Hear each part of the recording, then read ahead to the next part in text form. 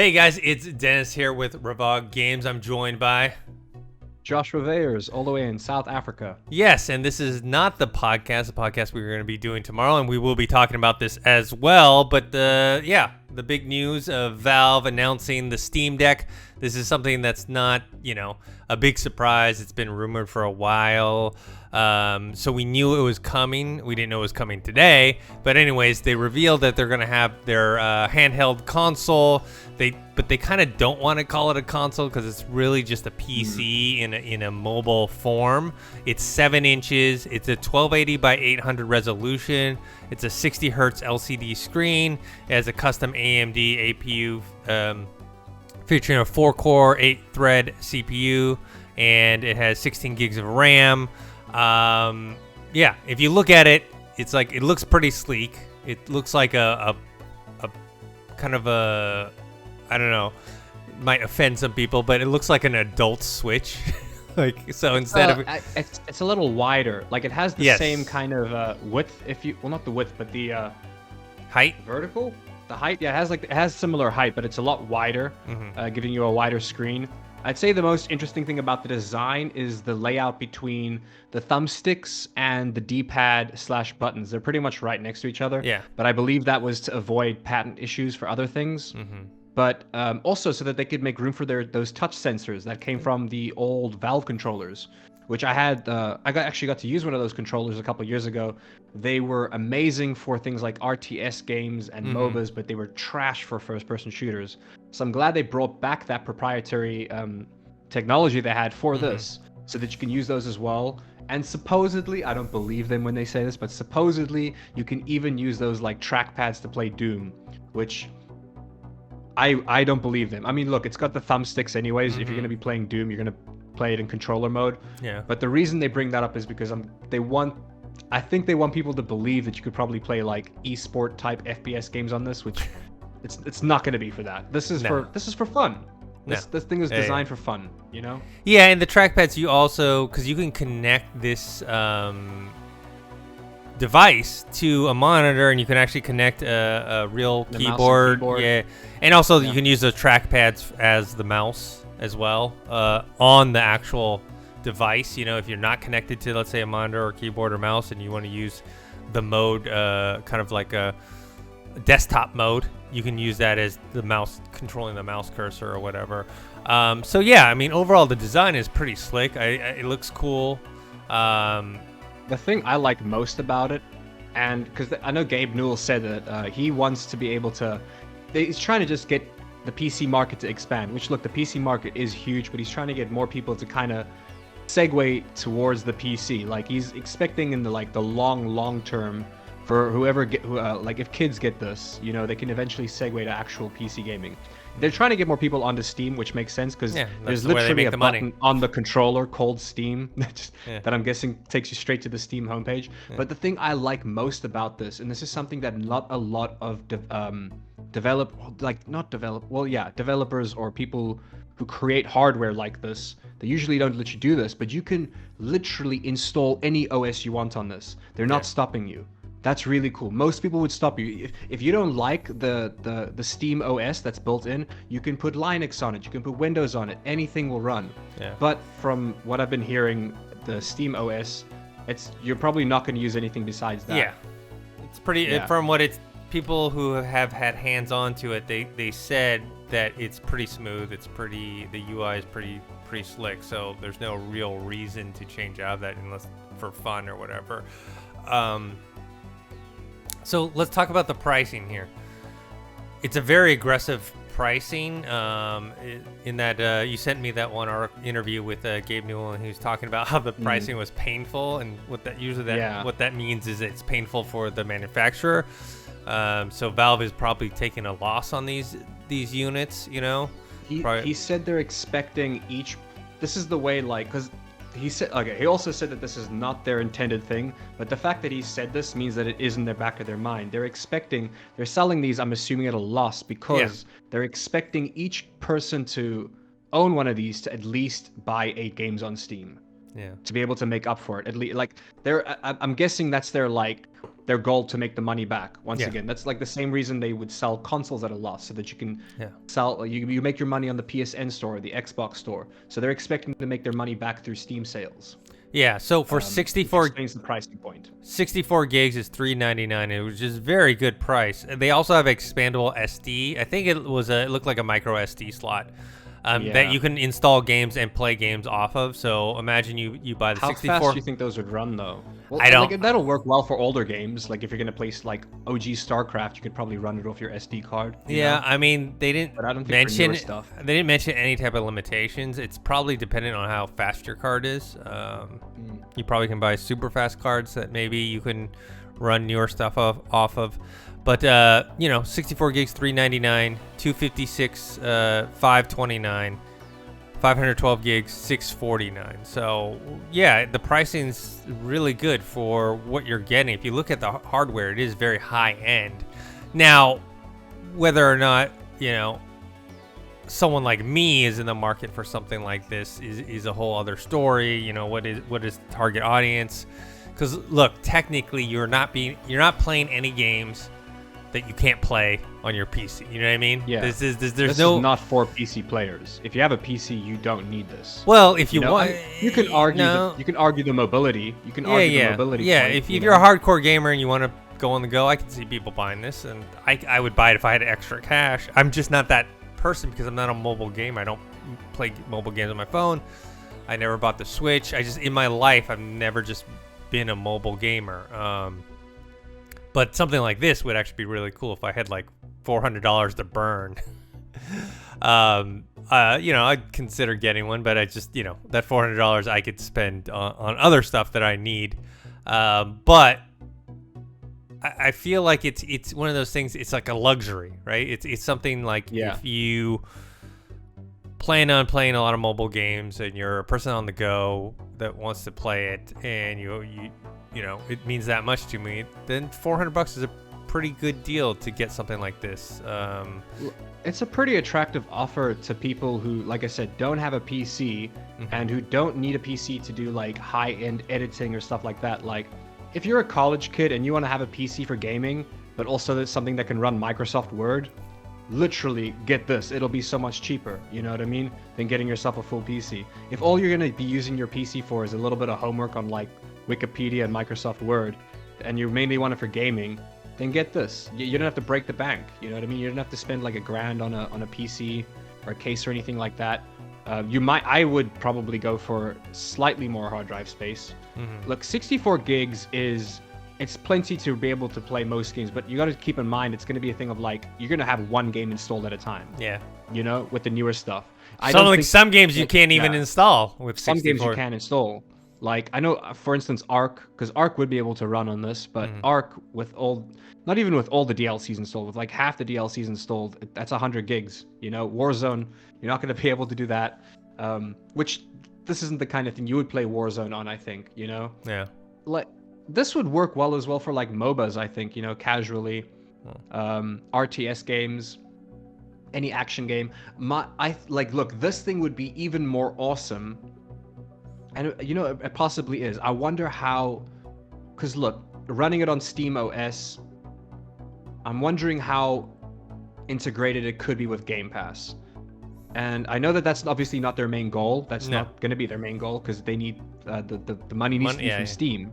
Yeah. So I know EA Play was integrated into Steam, so you'll be able to do a subscription service like that. But look, you definitely can get Game Pass onto that thing. Like, even if it means reinstalling Windows or reinstalling Linux, you can get Game Pass on there.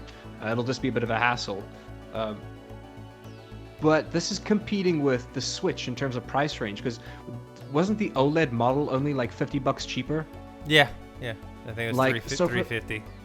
So for that extra $50, look, like there's a lot of the games that's on. Okay, not all of them. We're not the exclusives to Switch, but a lot of games that are on Switch are on PC as well, like Hades, for instance, or Doom. So for that extra $50, I can see how people could lean towards that instead of getting a Switch. Or like you said, it's not necessarily the adult version of the Switch, but the hardcore Switch. It's more like a hardcore Switch. Yeah. Yeah, so it's interesting to see who kind of picks up and buys this thing, just because,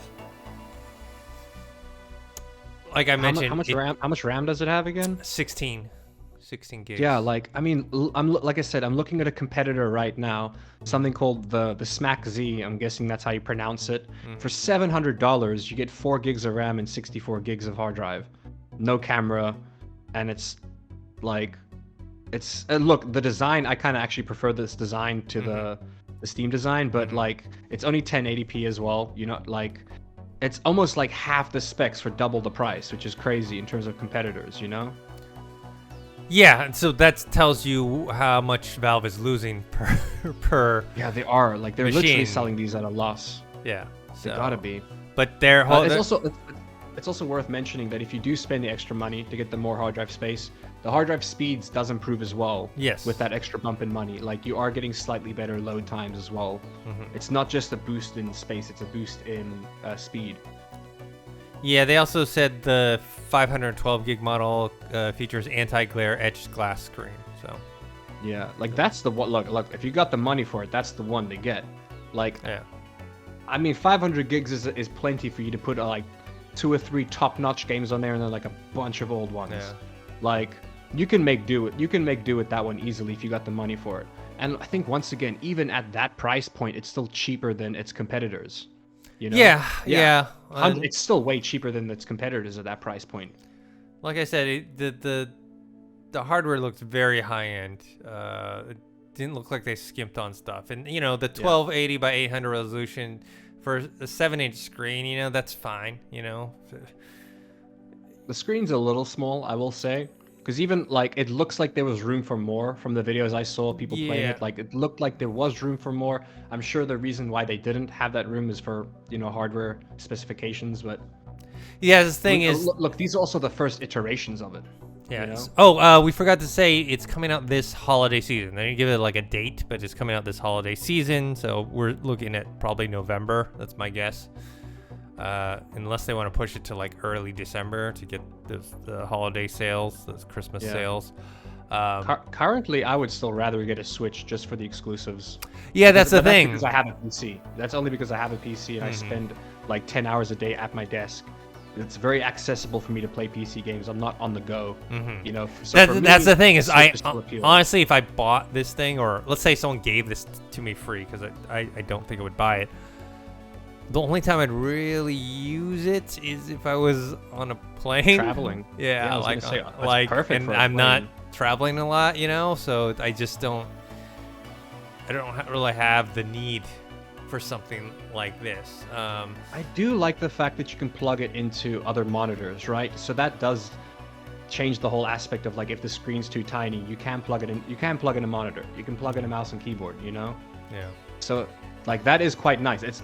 Which is once again why we're referring to the Switch, because it can dock onto something bigger. You know. Yeah. Whereas a couple of the competitors I've seen can also do that as well, but once again, like the price points are crazy.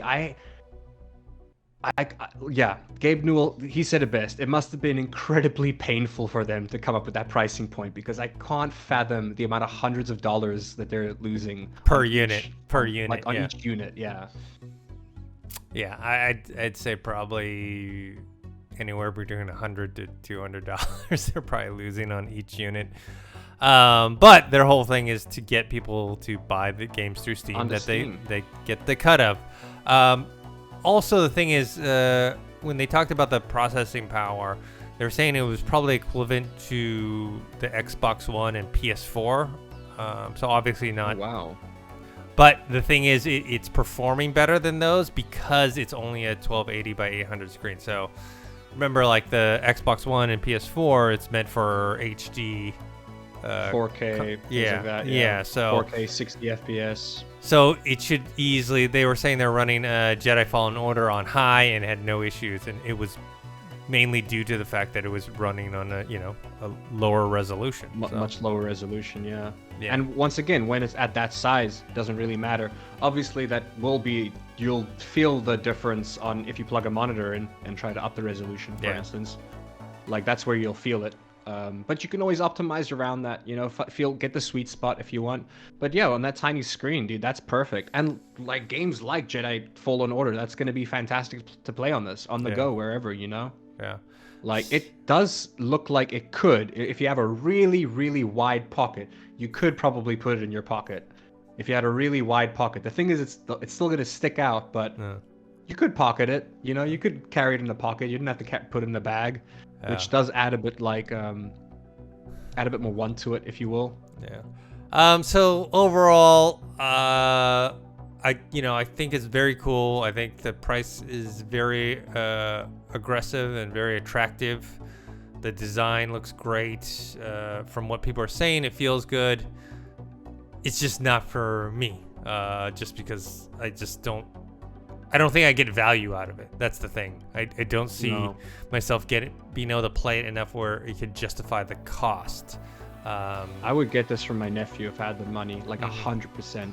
Because it's a gaming PC is expensive, or just PCs in general are expensive, and for this price point, it's a pretty attractive price point to like get him something that I know he can game on, because that's the only reason he wants a PC is to game. This is something I would definitely get my nephew. And that being said, talking about young kids, anybody who's young who's going to be getting this is like, I don't want to use the term groom, but they're going to be getting groomed to use Valve for the rest of their life. With the built-in Steam button, these kids are going to like breathe the Steam store, which is kind of genius, you know? It's kind of genius. Like, I think that's that's Gabe Newell's end goal right there, is every single like 13-year-old kid that's going to have one of these, they're going to end up so used to the Steam store that they're going to be Steam users for life. Yeah, you know? And getting their library. I mean, I personally, yes, it's nice to have everything in the same place, but I don't have to, so using... Oh yeah, your library moves over as well, obviously, which is great if you think about it. Like, you get the game. If you've already got a huge Steam library and you get it, boom, you've already got at least... You don't need to buy games for it, you know? Yeah. All right, so, what's your kind of final thoughts on this? Like I said, it's not for me because I have a PC and I would rather have the exclusives that Nintendo has with the Switch. So I still would probably go for the Switch, also because it has that whole party element. You can be with your friends, the whole co-op thing. This is a single player like handheld game like console. Yes, you're going to be able to play multiplayer games online. I think this has a market. I just don't think the market is as big as Gabe Newell is expecting it to be. Because I have seen other handheld gaming devices come out that are just as good as this, but obviously at a much higher price point. And they failed because of that price point. So this could be a situation of the Quest 2 where it's like, maybe, just maybe, everyone buys it because of its price point. If your kid wants a gaming PC and you can't afford a gaming PC, this might be the thing. For that price point, this might be your go-to option, or like the recommended choice. So yeah. I think it's smart. I want to see what the numbers come out at the end of the year. That's what I want to see. Cool. All right, guys. That's it from us about the Steam Deck. We'll talk about more of it on the podcast tomorrow. Maybe there'll be some more details or more impressions that people have. But so far, not a surprise. I think it looks good. Looks great. Looks like a great product. We forgot to mention real quick. It also has extra buttons at the back. I completely forgot about that. That is another big selling point for it. With the other ones, I haven't seen that. So you have your normal. Yes. You have your four triggers. Well, you got your two bumpers, your two triggers. You got your three buttons on the side. You got the D-pad is tiny. Yeah. The D-pad is tiny. I gotta say that. But in most cases, from what I know, you use the D-pad to toggle through things. You're not going to be using it for gameplay that much. You toggle through your menus. But it has 4 extra buttons at the back, which I was customizable. Maybe 2. Customizable. Yeah, 4 extra customizable buttons at the back, which is going to be fantastic for your more competitive games. Yeah. So that it is worth mentioning that as well. Cool. All right, guys. So we will talk to you guys tomorrow on the podcast more about this and other stuff. You can make sure to follow this YouTube channel or subscribe, youtube.com/Revog. Also, follow us on Twitter. That's twitter.com/ actually, it's just @Revog Games. You can follow me on Twitter @ThinkHero, Instagram Dennis.tcng. Josh, where can people find you? Yeah, don't forget to like, share, and subscribe to this video. Make sure you look us up on Spotify as well. We have our weekly Podcast. gaming podcast on there. It's fantastic. And you guys can find me on Twitch at Josh_Toki. Cool. See you guys later. Later.